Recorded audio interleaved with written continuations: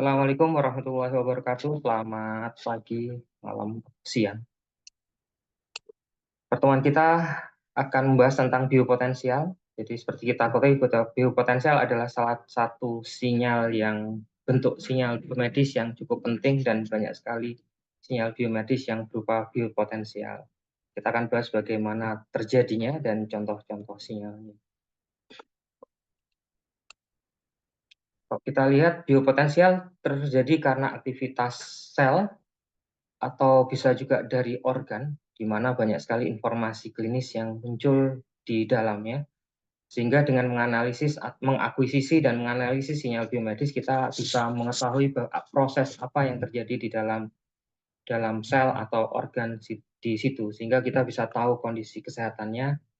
Artinya biopotensial ini akan mempunyai informasi klinis yang cukup signifikan gitu di dalam diagnostik. Contohnya adalah action potensial. Action potensial adalah fenomena kelistrikan yang terjadi di dalam sel.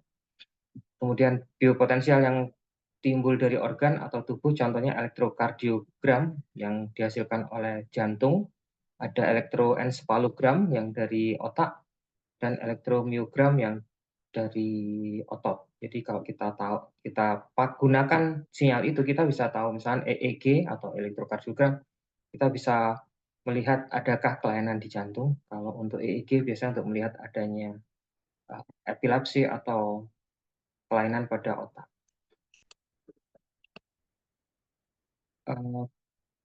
Kita kalau dari sel, ada dua sel, ada yang excitable cell, ada yang non-excitable cell. Excitable cell adalah sel yang bisa dieksitasi, diberikan stimulus sehingga bisa menghasilkan potensial aksi.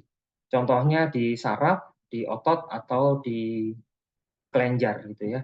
Nah, di excitable cell biasanya di kondisi relax, dia ada yang namanya resting potensial dan ada action potensial.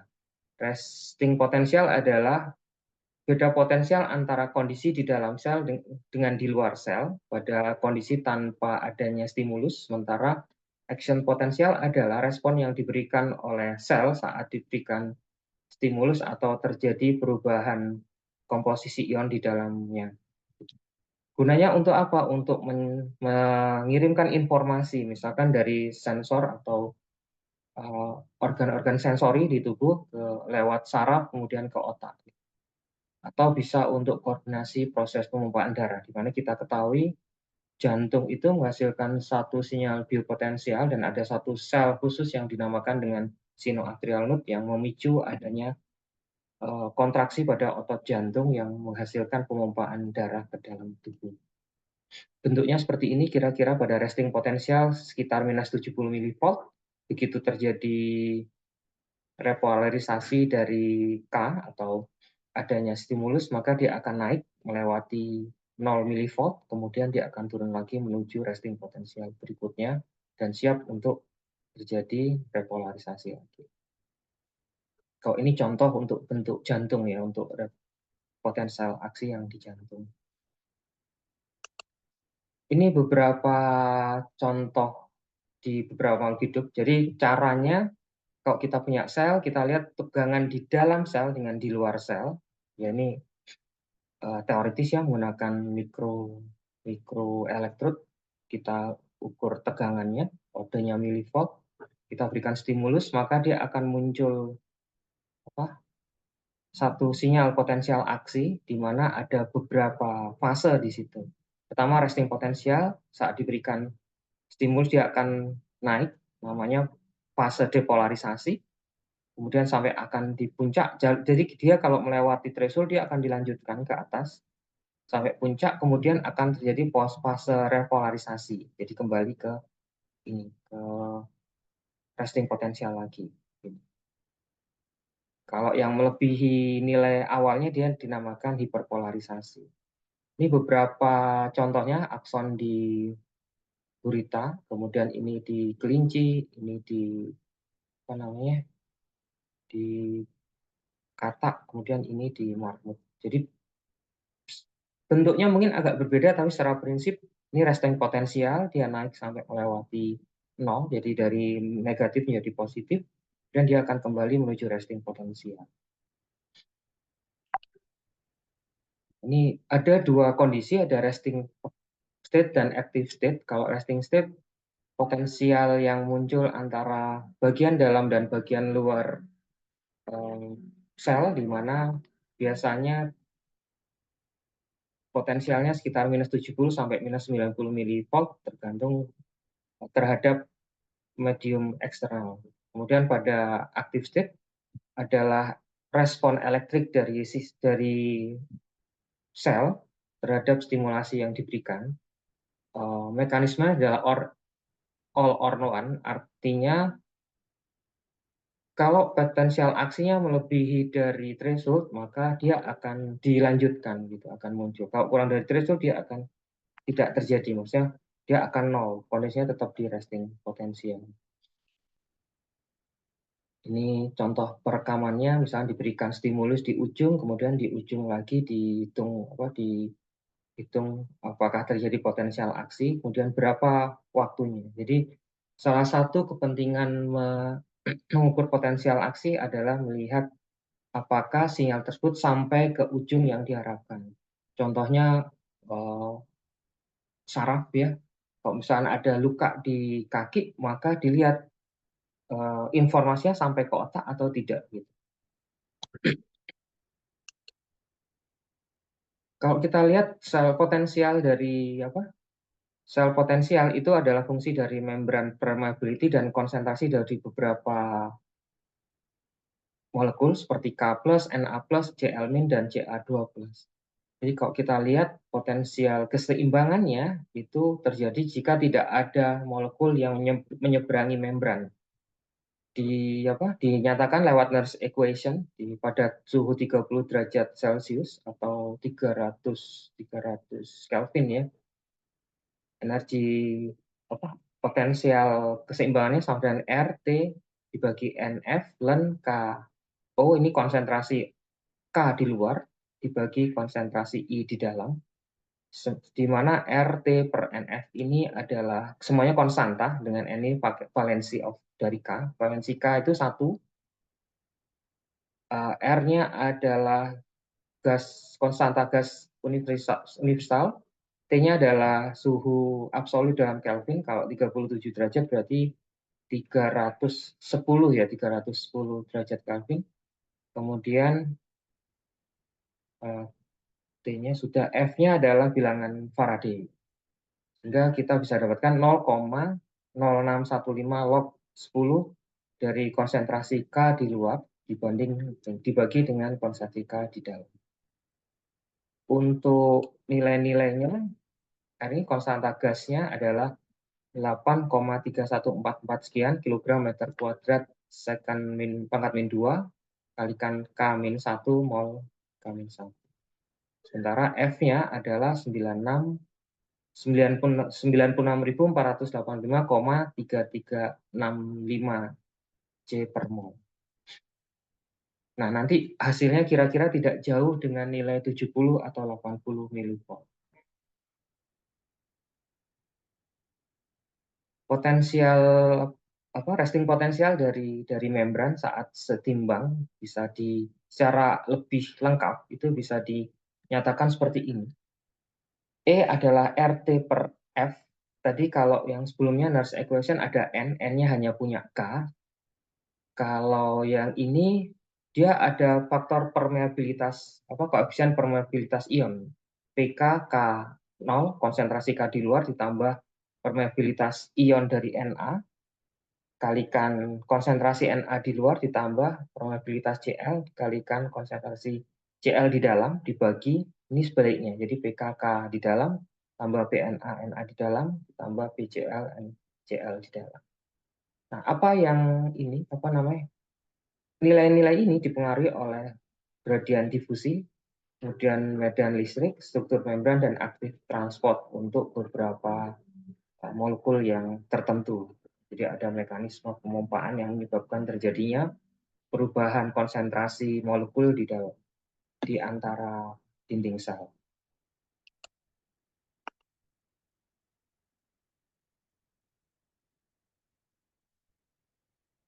Kita lewat, kita pergi ke sini. Jadi kalau kita lihat circle atau siklus dari terjadinya potensial aksi itu seperti ini. Jadi awalnya kalau ini plasma, membran plasma, ini di dalam sel, ini di luar sel. Pada kondisi resting fase atau resting state tadi, konsentrasi K lebih banyak di dalam, sementara Na lebih banyak di luar. Nah, karena tadi tegangannya adalah potensialnya adalah minus 70 milivolt, jadi bagian dalam itu relatif negatif, sementara di luar relatif positif. Tidak ada difusi antara K dan Na. Na tidak ada yang ke dalam, sementara K tidak ada yang keluar. Ini namanya resting fase atau potensial istirahat ya, resting potensial. Kemudian siklus berikutnya, karena adanya suatu stimulus dari luar, maka Na masuk. Karena Na masuk, maka lebih banyak ion positif yang di dalam sel, sehingga bagian dalam akan menjadi lebih positif. Ini terjadi karena permeabilitas dari Na ini meningkat. Jadi ini kanal khusus Na, sementara ini kanal khusus K, ini belum terbuka. Na-nya masuk, sehingga apa yang terjadi? Bagian dalam akan menjadi lebih positif, jadi seperti kita lihat tadi dia akan naik. Nah, fase ini namanya depolarisasi, fase depolarisasi. Berikutnya, karena banyak Na yang masuk, maka seperti kita ketahui tubuh kita itu ada sistem yang namanya homeostatis yang menuju keseimbangan, K-nya akan keluar. Karena K akan keluar, maka dia akan kembali yang awalnya bagian dalam itu lebih positif menjadi negatif lagi. Karena K-nya tidak ada yang masuk. K-nya keluar, nah ini sehingga apa? Awalnya nilainya positif itu menjadi nilai nilai tegangan di dalam dibanding di luar itu awalnya positif, dia akan kembali negatif. Makanya dinamakan dengan fase repolarisasi.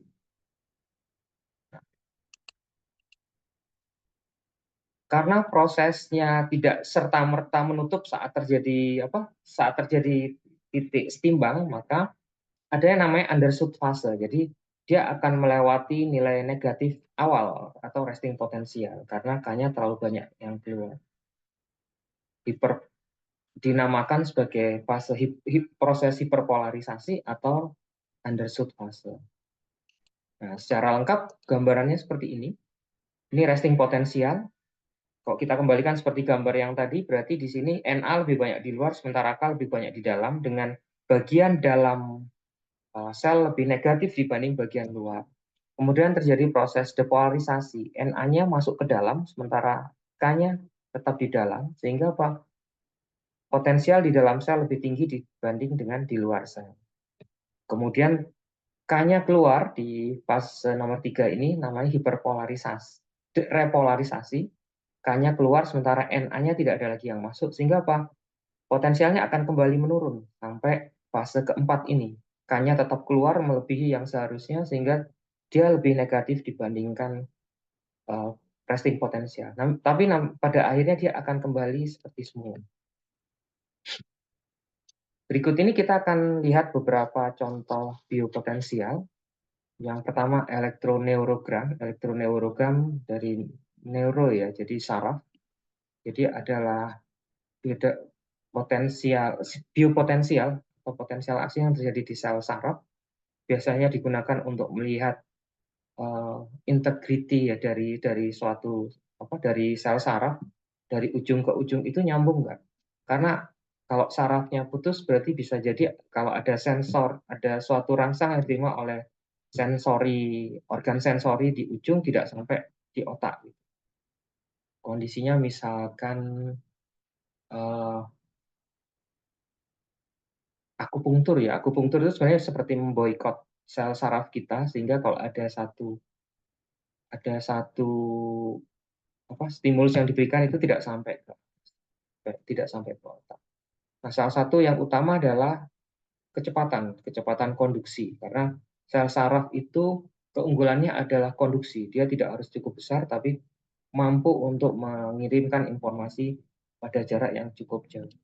Gunanya untuk apa? Melihat ini untuk melihat apa namanya, kelainan di saraf, misalkan cedera di saraf tepi atau muscular dystrophy dan sebagainya. Kemudian ada yang namanya EMG, elektromiogram. Elektro adalah listrik, mio adalah otot. Elektromiogram ini dilihat dengan mengukur elektromiogram kita bisa melihat aktivitas otot, seberapa kuat kontraksinya dan seterusnya. Salah satunya bisa intramuskular, jadi pengukurannya menggunakan elektrod jarum yang ditusukkan ke dalam otot, atau bisa menggunakan surface EMG menggunakan elektroda gitu. Bisa dipasang di bicep, tricep, atau otot-otot yang lain. Gunanya buat apa? Untuk melihat kelainan pada otot misalkan, atau untuk membuat prostesis atau lengan buatan gitu ya. Ini contoh perekamannya diletakkan di beberapa tempat di otot-otot tertentu, kemudian dilakukan kontraksi di ototnya. Jadi diberikan instruksi untuk melakukan kontraksi. Jadi ini proses kontraksi, ini relax, ini kontraksi dan seterusnya. Bisa jadi terjadinya tidak bersamaan. Berarti ada mungkin ada kelainan. Jadi yang ini kontraksi sementara di ini yang lain itu tidak terjadi kontraksi. Seharusnya muncul juga di elektroda yang lain kita tetap terpengaruh. Berikutnya ada namanya elektroretinogram. Ini biopotensial yang terjadi di mata, khususnya retina. Bisa menjadi indikator dari penyakit di retina, misalkan retina degeneration, jadi degenerasi di retina. Nah, karena retina itu tempatnya di dalam, maka rekamannya menjadi invasif. Nah, ini masih dalam dalam riset, jadi kemungkinan bisa digunakan untuk retina buatan. Contohnya seperti ini, ada dipasang perangkat untuk cukup dipasangkan di mata gitu ya, untuk melihat seberapa sensitif sel-sel di mata untuk terhadap cahaya. Jadi diberikan lampu, kemudian dilihat responnya seperti apa. Ordernya dalam mikrovolt. Nah, ini yang lebih sederhana. Jadi sebenarnya ini otot, untuk otot mata, namanya elektrookulogram atau EOG. Jadi merekam aktivitas listrik dari otot-otot mata, pergerakan mata. Ya ke kiri atau ke kanan, biasanya dipakai untuk merekam pergerakan mata, misalnya di virtual reality gitu ya. Tapi dia juga bisa untuk mendiagnosis beberapa penyakit terkait dengan tidur. Misalkan kalau REM, rapid eye movement, jadi ada kondisi di mana seseorang kalau tidur itu matanya bergerak cepat. Itu katanya ada aktivitas di otaknya berupa mimpi atau apa gitu. Nah, salah satu teknik merekamnya dengan merekam EOG-nya. Ini contohnya penempatannya di nasal atau temporal. Nasal itu di ini daerah hidung, ya dekat hidung. Kalau temporal itu dekat sini. Nah, kalau dia bergerak kiri kanan, mata yang lirik ke kiri ke kanan itu akan timbul beda potensial tertentu. Ini juga bisa untuk kendali misal atau BCI, brain computer interfacing. Jadi nggak harus sampai brain banget sih, hanya cukup gerakan mata saja. Misalkan untuk orang yang lumpuh hanya bisa menggerakkan mata, dengan menggunakan EOG kita bisa lakukan dia bisa menggerakkan kursi roda elektrik misalkan. Kalau mau ke kanan dia ngelirik ke kanan, kalau kiri ngelirik ke kiri, kalau pengen berhenti tinggal merem gitu atau ngedip 2 kali dan seterusnya. Salah satu yang paling populer adalah elektrokardiogram, sinyal listrik yang dihasilkan oleh jantung. Jadi mengukur aktivitas dari jantung, biasanya digambarkan sebagai dipole model. Pengukurannya bisa non-invasif di body surface, di permukaan tubuh, atau intrakardiak menggunakan pengukuran yang invasif. Berikutnya elektroencephalogram atau EEG. Jadi kalau kita lihat sel otak itu sangat banyak gitu ya. Rekamannya bisa eksternal di kulit kepala gitu, atau juga bisa intrakortek. Tapi ini hanya untuk kondisi tertentu, misalnya untuk riset. Untuk apa mengukur EEG? Bisa untuk melihat tahapan tidur, sleep stage. Dia sudah baru tidur ayam atau deep sleep, atau untuk epilepsi atau event related change, misalkan seseorang diberikan stimulus tertentu, otaknya merespon seperti apa. Nah, salah satu tujuan yang sedang dicapai sekarang adalah untuk brain computer interface atau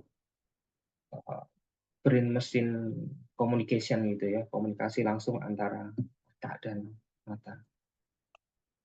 Ini contoh beberapa sinyalnya. Jadi di gelombang otak itu ada sinyal alfa 8-13 Hz, kemudian beta di 13 sampai 30 Hz. Ada theta, theta itu di 4 sampai 8 Hz, kemudian delta yang paling rendah.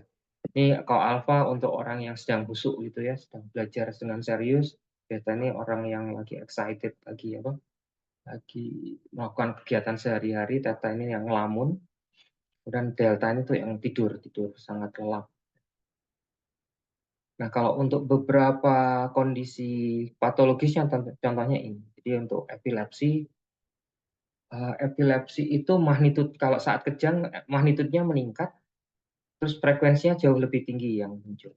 Jadi bisa dibedakan antara kondisi normal, kondisi epilepsi, sedang ada serangan, atau orang yang kena epilepsi tapi tidak sedang ada serangan, atau istilahnya interiktal. Sistem rekamannya ada yang namanya 10-20 sistem, kemudian dipasang di beberapa titik tertentu di kulit kepala gitu.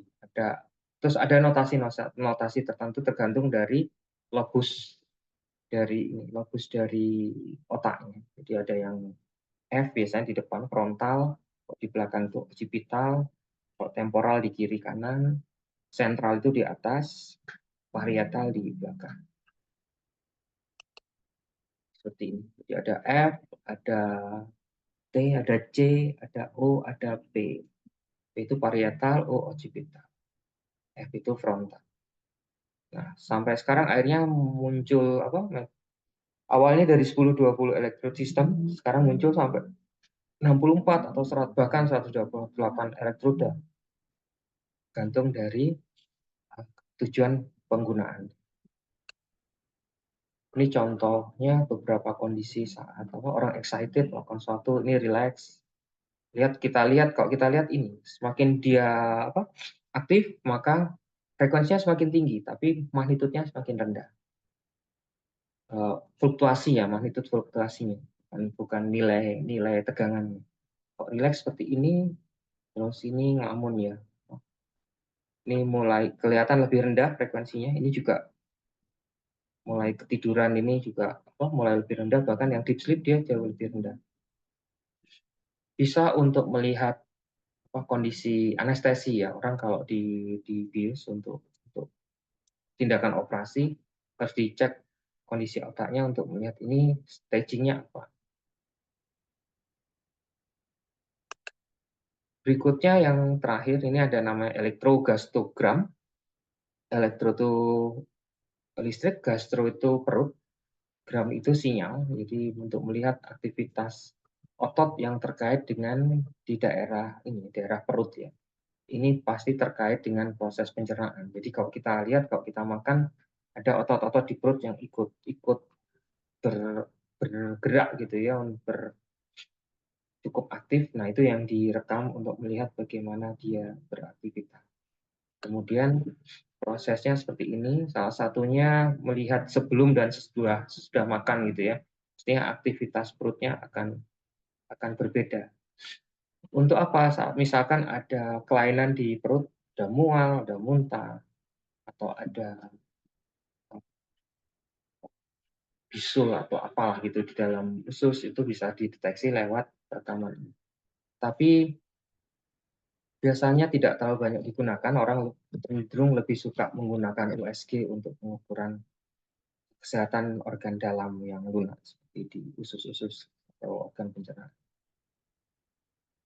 Kalau kita lihat ini ritmenya cukup rendah frekuensinya. Ada namanya bradigastria, bradi itu lambat ya, gastria itu. Jadi ritme perutnya otot perutnya lambat 0 sampai 2,4 CPM. CPM itu cycle per menit. Kalau misalkan 3 CPM, 3 CPM itu 3 siklus per menit, artinya 3/60 siklus per detik. Jadi cuma 1/20 berarti berapa? 0,05 Hz. Bahkan tachygastriasnya aja masih di bawah 10 cycle per menit. Sementara kalau jantung yang batas bawahnya itu 60 beat per menit. Jadi sangat sangat rendah frekuensinya. Ini contoh problem yang bisa dideteksi lewat elektrogastrogram antara lain ini mual, gastric tube, irritable bowel, cirrhosis, dan seterusnya. Ini kalau kita lihat post and pre-mealnya ya, ada perubahan yang signifikan sebelum makan dan sesudah makan. Karena sesudah makan pasti aktivitas di perutnya jadi lebih tinggi. Itu saja yang bisa saya sampaikan untuk pertemuan kita hari ini. Semoga bermanfaat. Assalamualaikum warahmatullahi wabarakatuh.